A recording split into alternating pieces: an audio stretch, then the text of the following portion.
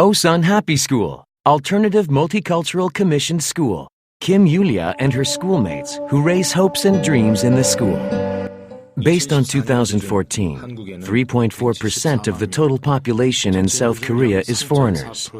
In addition, the number of multicultural families reached about 750,000 in 2013. Therefore, South Korea has already been a multiracial and multicultural country. According to the survey that Park Tae-jun, who is the head of Happy Immigrants Center, conducted in 2011, on the multicultural families in Osan, the school enrollment rate of the children in multicultural families were 60% for elementary school, 40% for middle school, and 20% for high school. In particular, immigrated children of multicultural families hardly got into high school. Even if accepted in high school, they can't catch up with classmates due to insufficient Korean language. Since they immigrate in the middle, the students don't speak Korean at all and know nothing about Korean culture. We take such students here and educate them so they can survive in this society.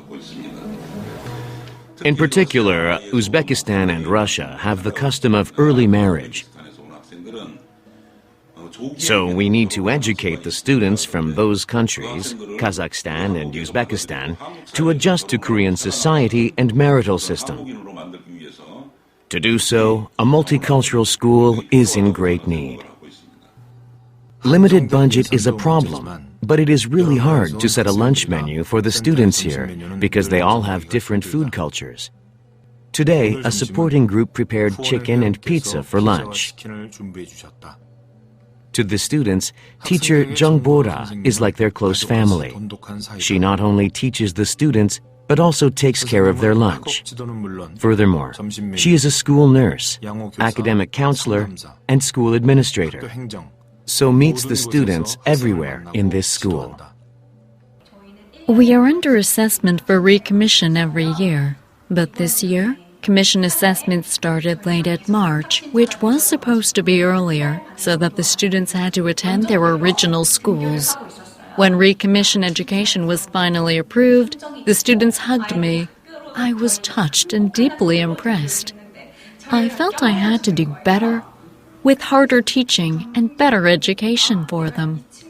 Hearing the students say, "I wanted to come back here," and "I missed you so much," I was deeply touched and a bit sad, too.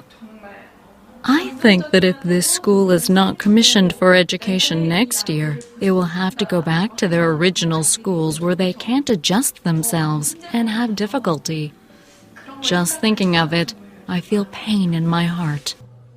Miss Chung is a beautiful teacher, friend, and sister to those students who do not have friends to speak with, since they are from distant countries.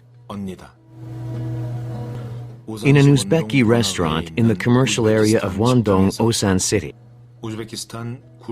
we talked about the early marriage custom of Uzbekistan with Mrs. Gulbahor, Miss Chung, and two students from the school.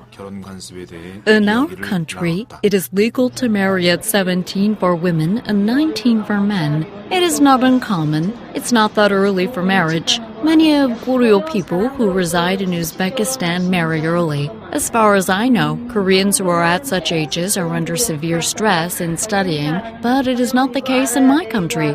They learn at home what they are supposed to learn at those ages.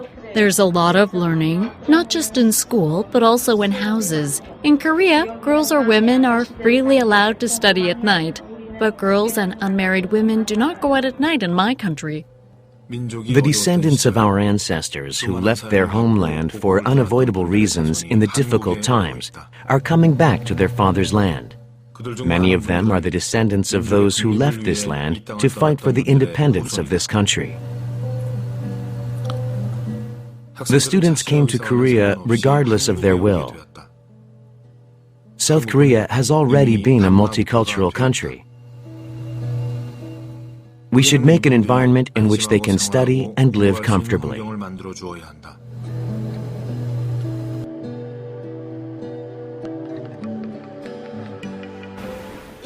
When I came to this center, I was so happy. For friends such as mine, I want to be a Korean teacher in a multicultural center or an alternative school. I hope that this student's bright smile lasts in a regular school.